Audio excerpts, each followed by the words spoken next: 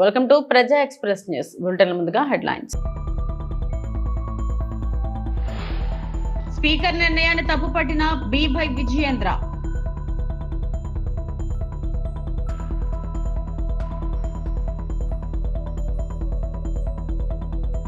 జంతర్ మంతర్లో కొనసాగుతున్న బీసీ సంఘాల ధర్నా.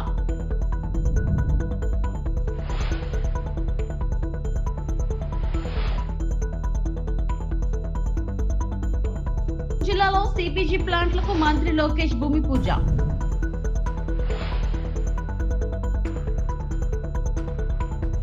స్థానిక సంస్థల ప్రజా ప్రతినిధులతో వైఎస్ జగన్ భేటీ.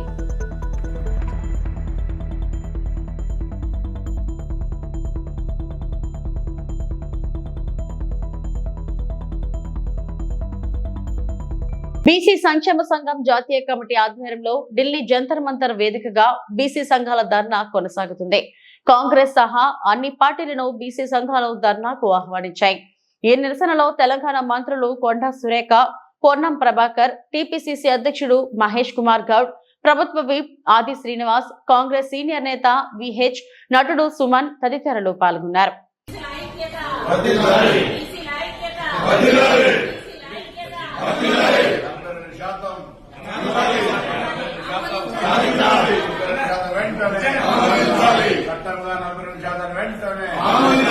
కేంద్ర ప్రభుత్వం షెడ్యూల్ 9 లో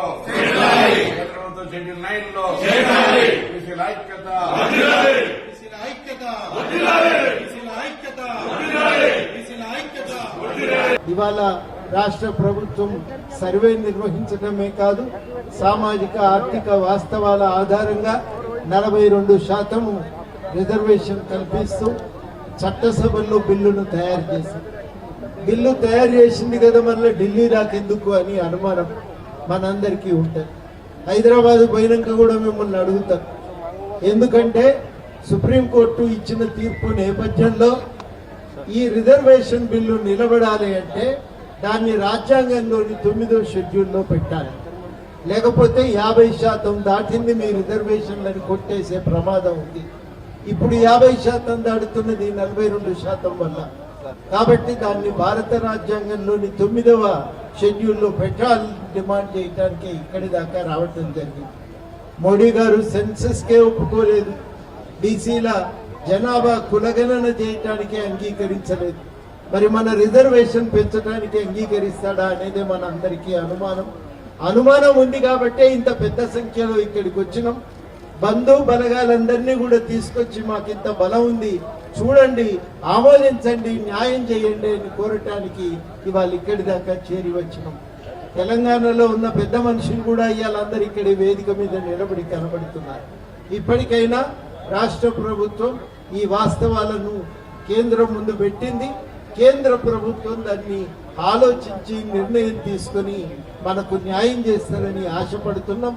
ఆశ వమ్ము చేయరని మోడీ గారు మా కోరికను అర్థం చేసుకున్నారు కదా జంతర్ మంతర్ దగ్గర, దాన్ని వెంటనే పరిపూర్తి చేయాలని మీ అందరి తరఫున నేను వారిని కూడా కోరుతున్నా. తప్పకుండా మన ఆకాంక్ష నెరవేరుస్తారనేటువంటి ఆశతోనే మనం పోతున్నాం. ఒకవేళ నెరవేరలేదు, మనకు తుగో ఎరకలేదా తెచ్చుకున్నాడు ఎట్లనో తెలిసినటువంటి వాళ్ళమే. కాబట్టి తప్పకుండా న్యాయాన్ని సాధించుకోగలమనే విశ్వాసంతో ఇవాళ చూసిన తర్వాత ఇంకా ధైర్యంతో మనందరం కూడా ఉండాలని కోరుతూ తప్పనిసరిగా సాధించి తీరుతాం, న్యాయాన్ని పొందుతాం, మన వాటాను మనం దక్కించుకోగలుగుతాం.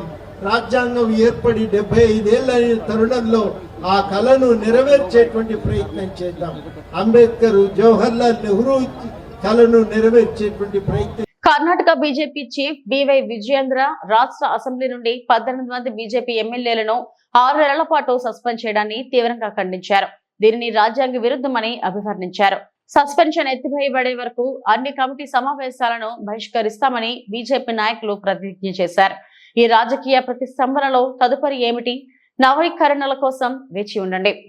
Honorable Speaker, suspension of 18 Bharatiya Janata Party MLAs who are protesting on the floor of the House. When they are protesting on the floor of the House peacefully, suspending all 18 BJP MLAs with strict conditions, unheard of. suspending an elected representative for 6 months, curtailing their powers. They're not allowed to attend the committee meetings. What nonsense is this? We do respect the Speaker's chair. We do respect the Speaker's chair. But Speaker should not have taken such anti-constitutional stand. Speaker should not have acted on behalf of Congress government. Speaker should not have acted as an agent of the state government. So, we demand Honorable Speaker to take back the suspension of all our 18 MLAs unconditionally. Hence, all our MLAs, we are protesting in this regard. And one more thing, all our MLA and MLCs, we have already taken a stand. Until and unless the decision by Speaker has not been taken by... ప్రకాశం జిల్లాలో compress biogas plant ఏర్పాటుకు శంకుస్థాపన జరిగింది. పీసీపల్లి మండలం దివాకర్పల్లి సమీపంలో Reliance సంస్థ ఏర్పాటు చేయనున్న ఈ ప్లాంట్ కు ఏపీ మంత్రి నారా లోకేష్ భూమి పూజ చేశారు. బయోఫ్యూయల్ ఉత్పత్తిలో రాష్ట్రాన్ని అగ్రగామిగా నిలిపేందుకు ఈ ప్రాజెక్ట్ కీలకంగా మారనుంది. ప్రాజెక్ట్ కోసం రిలయన్స్ సంస్థ 65,000 కోట్ల పెట్టుబడి పెట్టనుంది. ఈ నిధులతో మొత్తం 500 సిబిస్ పాయింట్లను ఏర్పాటు చేయనుంది. దీని ద్వారా సుమారు 2.5 లక్షల మందికి ఉపాధి అవకాశాలు లభిస్తాయి. ఈ ప్లాంట్ల ద్వారా వ్యవసాయ వ్యర్థాలను ఉపయోగించి హరిత పునరుత్పాదక విద్యుత్ ఉత్పత్తి అవుతుంది. ప్రతి సిబిజీ ప్లాంట్ రోజుకు 22 టన్నుల ఉత్పత్తి సామర్థ్యం కలిగి ఉంటుంది.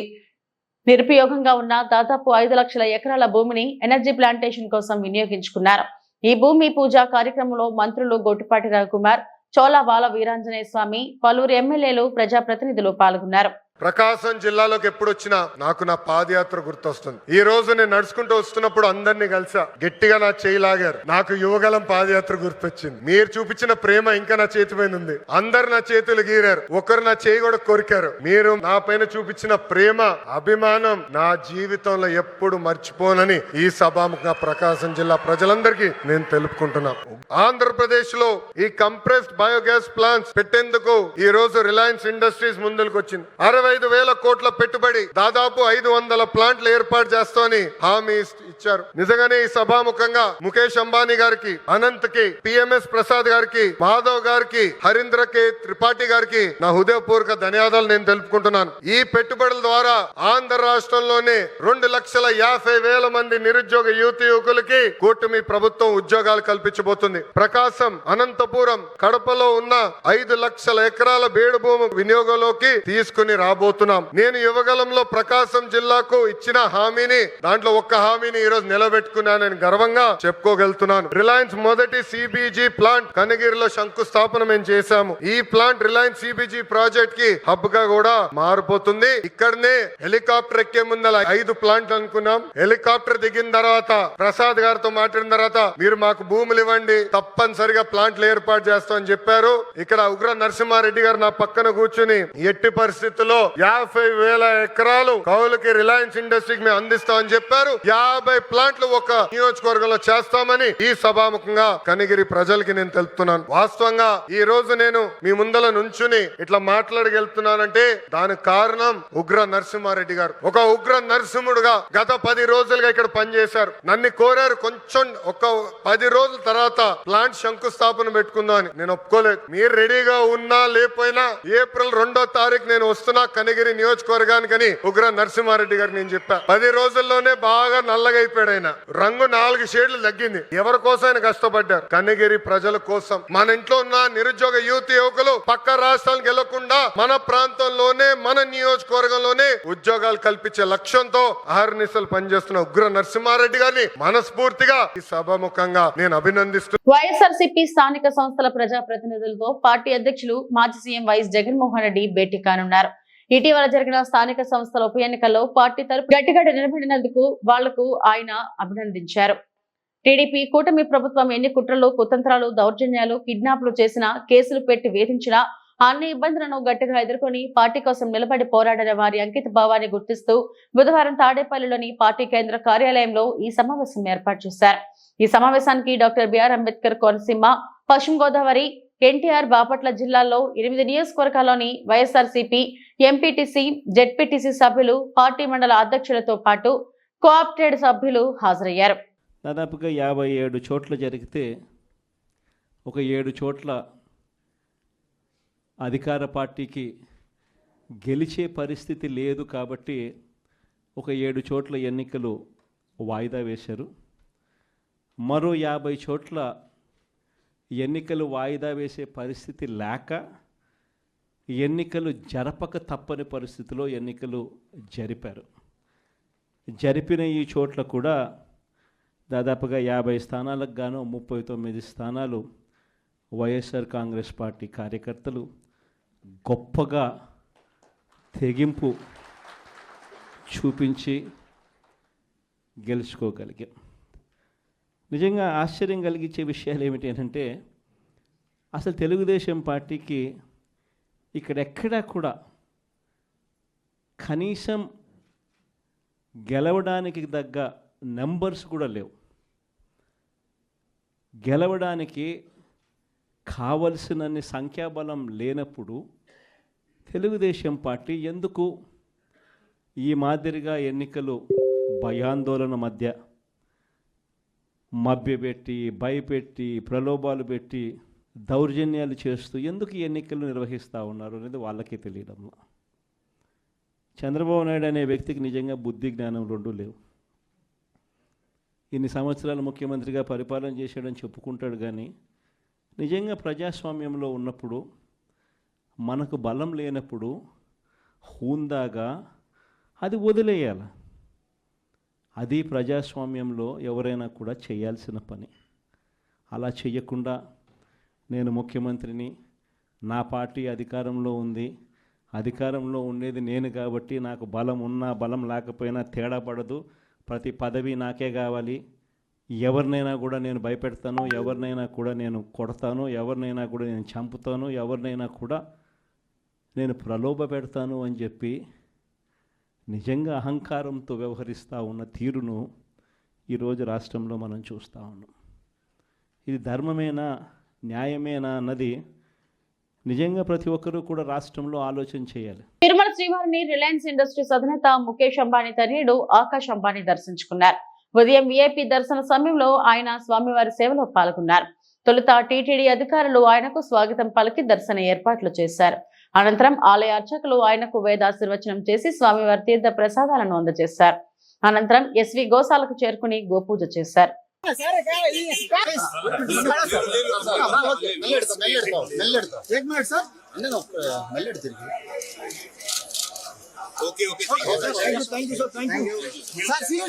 फोटो लेते हैं सर प्लीज सर हमें फोटो एक लेता सर आपके हाथ में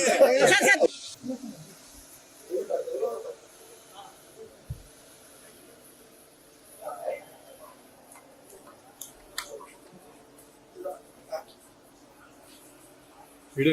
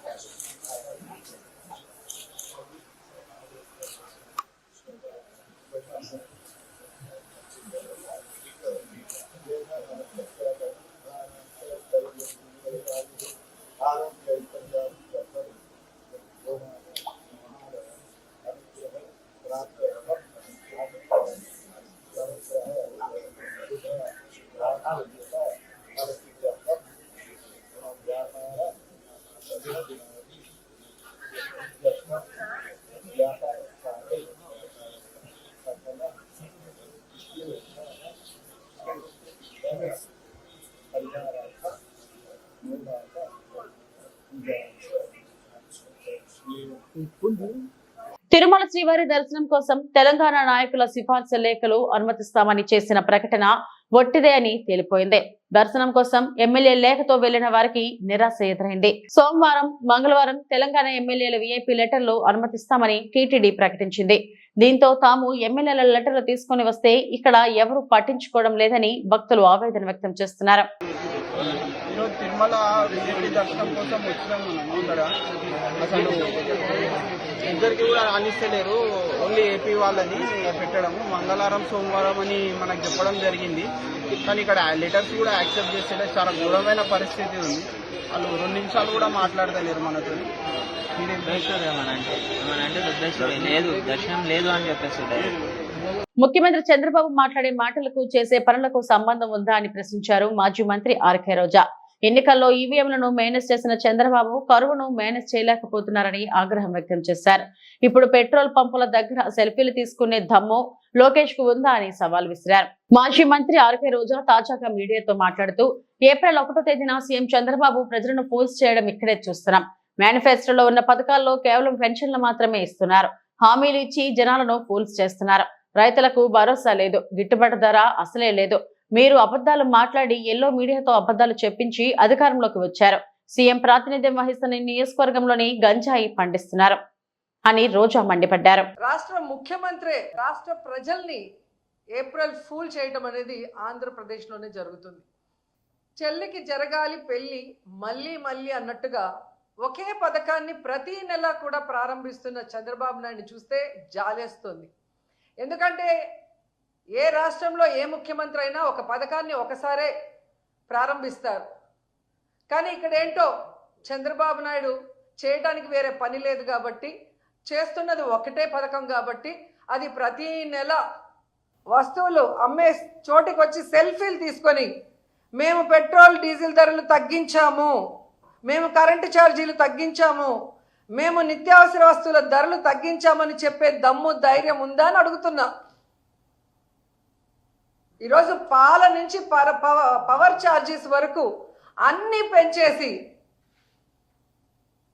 జనాల జీవితాల్ని నాశనం చేస్తున్న మీకు ఖచ్చితంగా తొందరలో జనాలు బుద్ధి చెప్తారని కూడా ఈ సందర్భంగా తెలియజేసుకుంటున్నాను. ఎందుకంటే వీళ్ళు వచ్చిన తర్వాత ఒక పక్క సంక్షేమం లేదు, ఒక పక్క అభివృద్ధి లేదు, అండ్ చాలా ముఖ్యమైనది మహిళలకి సంక్షేమం లేకపోయినా పర్లేదు కానీ భద్రత లేకుండా పోయింది. వీళ్ళు విచ్చలవిడిగా ఈరోజు మద్యాన్ని ప్రవహింపజేయటమే. ఎక్కడ చూసినా బెల్ట్ షాపులు, గంజాయి, డ్రగ్స్ ఈ రాష్ట్రంలో ఉన్న యువతని నాశనం చేస్తుంది. ఆ యువత చేతిలో ఈరోజు ఆడపిల్లలు బలి అవుతున్నది నిజం కాదని అడుగుతున్నా. సాక్షాత్తు ముఖ్యమంత్రి ప్రాతినిధ్యం వహిస్తున్న కుప్పంలో కానీ, హోంమంత్రి ప్రాతినిధ్యం వహిస్తున్న వైజాగ్ ప్రాంతంలో ఈరోజు ఎకరాలకు ఎకరాలు గంజాయి పండిస్తుంటే ఏం చేస్తున్నారని అడుగుతున్నా. 100 రోజుల్లో గంజాయి లేకుండా నిర్మూలిస్తామన్న మీరు ప్రాతినిధ్యం వహిస్తున్న చోట ఇంత గంజాయిని పండిస్తూ ఈ విధంగా బెల్ట్ షాపుల్ని పెట్టించి విచ్చలవిడిగా మందు సరఫరా చేస్తూ కొత్తగా డ్రగ్స్ను కూడా తీసుకొచ్చారు. సాక్షాత్తు ముఖ్యమంత్రి గారు నివాసం అంటున్న గుంటూరు ప్రాంతంలోనే ఈరోజు డ్రగ్స్ దొరుకుతున్నాయంటే. తిరుమలలో తరచూ సంఘ వ్యతిరేక కార్యక్రమాలు జరుగుతూనే ఉన్నాయన్నారు వైఎస్ఆర్సీపీ అధికార ప్రతినిధి భూమన కరుణాకర్ రెడ్డి. తిరుమల కొండపై 4 సార్లు ఎర్రచందనం పట్టుకున్నారు. తిరుమలలో మద్యం, గంజాయి విచ్చలవిడిగా దొరికాయి. మంత్రి నారా లోకేష్ పిఏ 10 నుంచి 12 లెటర్లు పంపిస్తున్నారంటే అసలేం జరుగుతుంది? వైకుంఠ ఏకాదశి తొక్కిసలాట ఘటన చోటు చేసుకుందని చెప్పుకొచ్చారు. తాజాగా వైఎస్ఆర్సీపీ అధికార ప్రతినిధి భూమన కరుణాకర్ రెడ్డి మీడియాతో మాట్లాడుతూ మంత్రి లోకేష్ పిఏ సాంబశివరావు తిరుమల దర్శనాల సిఫార్సు లేఖలతో దండా చేస్తున్నారు. గతంలో 4000 లోపు వీఐపీ దర్శనాలు చేయిస్తే నేడు కూటమి ప్రభుత్వ పాలనలో దాదాపు 8000కు పైగా వీఐపీ దర్శనాలు చేయిస్తున్నారు. చట్ట వ్యతిరేక కార్యక్రమాలు జరుగుతున్నాయి. ముఖ్యమంత్రిగా చంద్రబాబు హిందూ వ్యతిరేకంగా లడ్డూపై వ్యాఖ్యలు చేశారు. ఇదేనా ప్రక్షాళన అంటే? చంద్రబాబు ఎలాంటి ప్రక్షాళన ఇప్పటి వరకు చేశారో చెప్పండి అంటూ ప్రశ్నించారు. మ్యాడ్ స్క్వేర్ లో కంటెంట్ ఉంది కాబట్టే హిట్ అయిందని నిర్మాత నాగవంశీ అన్నారు. తాజాగా ప్రెస్ మీట్ నిర్వహించి మాట్లాడారు. ఈ సందర్భంగా రివ్యూలు, వాటిపై అభిప్రాయం వ్యక్తం చేస్తూ సామాజిక మాధ్యమాల్లో పోస్టులు పెడుతున్న వారిపై తీవ్ర ఆగ్రహం వ్యక్తం చేశారు.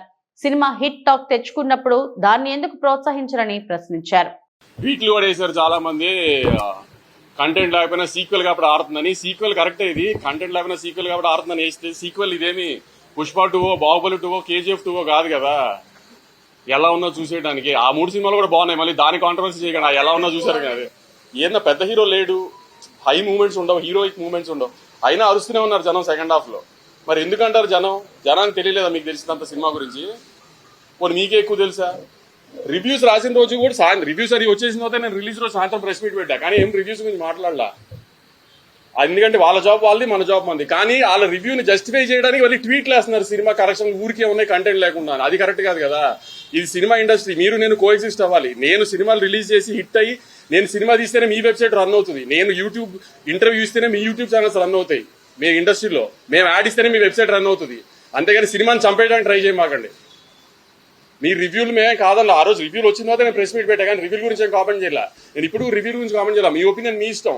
కానీ సినిమా ఆడుతున్న తర్వాత కూడా సినిమా ఎందుకు ఆడుతుందని అనాలిసిస్ మీరు ఇవ్వాల్సిన అవసరం లేదు. మీ జడ్జ్మెంట్ జనాలకు అక్కర్లా. జనం ఆల్రెడీ జడ్జ్ చేసేసి జనం చూస్తున్నారు దాన్ని. ఆ జడ్జ్మెంట్ చేసి సినిమాల గురించి సినిమాని డిస్ట్రాయ్ చేయడానికి ట్రై చేయమాకండి. సినిమాలు ఆడితేనే మీరు ఉంటారు, లేకపోతే వెబ్సైట్ మూసి ఇంటికి రావాల్సి వస్తుంది అందరూ. అంతగా మా మీద పగుండం దమ్ముంటే మానిపారేయండి, బ్యాన్ చేయండి. ఇప్పుడు నేను ఇంత కామెంట్ చేశాను కదా, నా సినిమాలు బ్యాన్ చేయండి, నా సినిమా ఆర్టికల్స్ రాయకండి, నా దగ్గర యాడ్ తీసుకోకండి, నా సినిమాలు రివ్యూ రాయకండి, చూద్దాం చూసుకోండి, నాకేం అవసరంలా. మీరు మానేయండి, మమ్మల్ని బ్యాన్ చేయండి, చూస్తా నేను. నా సినిమా నేను ఓపెన్ గా చెప్తున్నా, నా సినిమా బ్యాన్ చేయండి, నా ఆర్టికల్స్ రాయకండి, నా సినిమా ఆర్టికల్స్, నా సినిమా రివ్యూ రాయకండి. నేను ఎలా ప్రమోట్ చేసుకోవాలి సినిమా నేను ప్రమోట్ చేసుకుంటా. మీరు వెబ్సైట్లు ప్రమోట్ చేస్తేనే సినిమాలు ఆడట్లేదు. తిరుమలలో తరచూ సంఘ వ్యతిరేక కార్యక్రమాలు జరుగుతూనే ఉన్నాయన్నారు వైఎస్ఆర్సీపీ అధికార ప్రతినిధి భూమన కరుణాకర్ రెడ్డి. తిరుమల కొండపై 4 సార్లు ఎర్రచందనం పట్టుకున్నారు. తిరుమలలో మద్యం, గంజాయి విచ్చలవిడిగా దొరికాయి. మంత్రి నారా లోకేష్ పిఏ 10 నుంచి 12 లెటర్లు పంపిస్తున్నారంటే అసలేం జరుగుతుంది? వైకుంఠ ఏకాదశి తొక్కిసలాట ఘటన చోటు చేసుకుందని చెప్పుకొచ్చారు. తాజాగా వైఎస్ఆర్సీపీ అధికార ప్రతినిధి భూమన కరుణాకర్ రెడ్డి మీడియాతో మాట్లాడుతూ మంత్రి లోకేష్ పిఏ సాంబశివరావు తిరుమల దర్శనాల సిఫార్సు లేఖలతో దండా చేస్తున్నారు. గతంలో 4000 లోపు వీఐపీ దర్శనాలు చేయిస్తే నేడు కూటమి ప్రభుత్వ పాలనలో దాదాపు 8000కు పైగా వీఐపీ దర్శనాలు చేయిస్తున్నారు.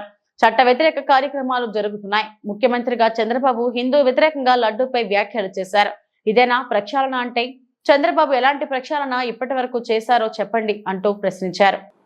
పిఎస్ టు సిఎంఓ అన్న పేరుతో ప్రతిరోజు దాదాపు 10 నుంచి 12 ఉత్తరాలు పంపిస్తూ వాటికంతా కూడా విఐపి దర్శనాలు ఏర్పాట్లు చేస్తూ ఇంకా అనేక రకాలైనటువంటి సేవా దర్శనాలన్నీ కూడా ఏర్పాటు చేయటం అన్నది చాలా రెడ్ హ్యాండెడ్గా దొరకటం జరిగింది.